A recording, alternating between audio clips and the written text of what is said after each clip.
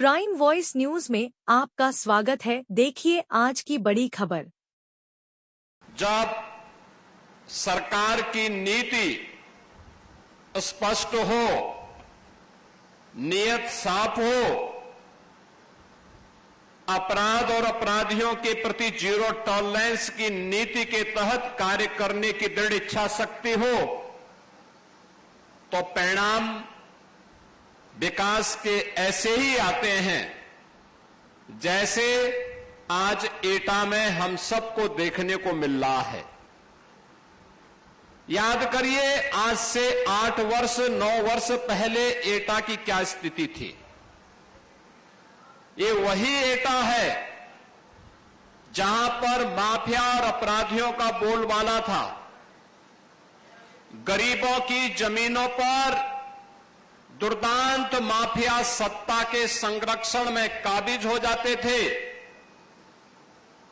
एक गरीब की कोई सुनवाई नहीं होती थी।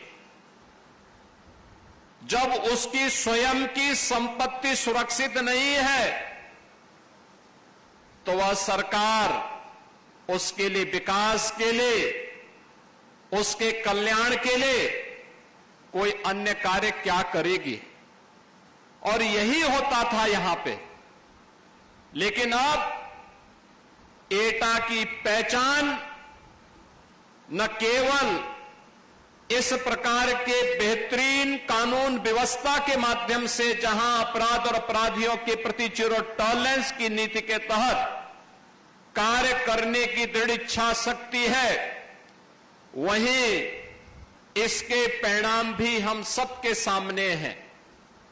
परिणाम है, आज यहां पे सरकार के स्तर पर थर्मल पावर का प्लांट स्थापित होता है।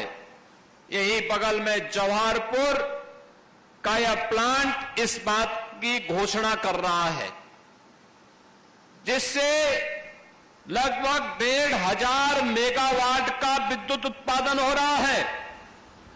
और विद्युत उत्पादन के साथ यहां पे लोगों को स्वच्छ और सुंदर वातावरण मिल सके, उसका फ्लाई ऐश का बेहतरीन उपयोग हो, इसके लिए श्री सीमेंट परिवार ने उसी के बगल में यह श्री सीमेंट के नए प्लांट के लिए लगभग 750 करोड़ रुपए के यह प्लांट यहां पर स्थापित किया है। आप देख सकते हैं कि यह जो श्री सीमेंट का प्लांट यहां पर स्थापित हुआ है, प्लांट एक है, लेकिन इसके माध्यम से प्रत्यक्ष रूप से 500 लोगों को यहां पर कार्य मिला है। 3,000 से अधिक लोगों को अप्रत्यक्ष रूप से कार्य मिला है। कोई ट्रक के लिए, कोई ट्रक में सहयोग करने के लिए, और इसके बाद जहां जहां पर इन लोगों ने इस सीमेंट को बेचने के लिए अपने स्वयं के लोग स्थापित किए होंगे, वहां के व्यापारियों को भी अपने व्यापार को आगे बढ़ाने के लिए श्री सीमेंट ने एक अवसर दिया है।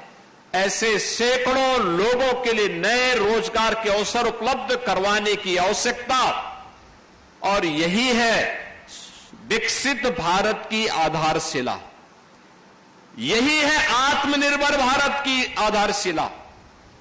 याद करिए, आप में से बहुत सारे लोग ऐसे होंगे जिन्होंने अपना बचपन देखा होगा, तब सीमेंट कंट्रोल से मिलता था।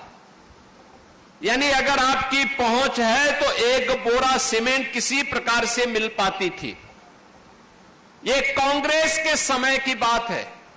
उस समय लोगों के लिए सुविधाएं नहीं थी, घर बनाना कठिन था, लोग चोरी छिपे सीमेंट खरीदते थे। विकास कैसे होता है? कांग्रेस हो या समाजवादी पार्टी, इनकी दृष्टि सबका साथ और सबके विकास के प्रधानमंत्री मोदी जी के विजन के अनुरूप नहीं थी। एक संकुचित दृष्टि, इन दलों की होने के नाते इन लोगों ने साथ तो सबका लिया, लेकिन विकास अपने परिवार का किया, अपने परिवार के लिए किए। परिणाम क्या था? प्रदेश भी और देश भी पिछड़ता गया, गरीबी बढ़ती गई, अराजकता उनके गुंडों के द्वारा बढ़ती गई, न व्यापारी सुरक्षित था, न बेटी सुरक्षित थी, और उस अराजकतापूर्ण माहौल में, दंगाग्रस्त प्रदेश में या देश में कौन व्यक्ति अपनी जान को दांव पे लगाता? ये नहीं हो पाता था। हमारा चैनल सब्सक्राइब करें और वीडियो लाइक करें, शेयर करें।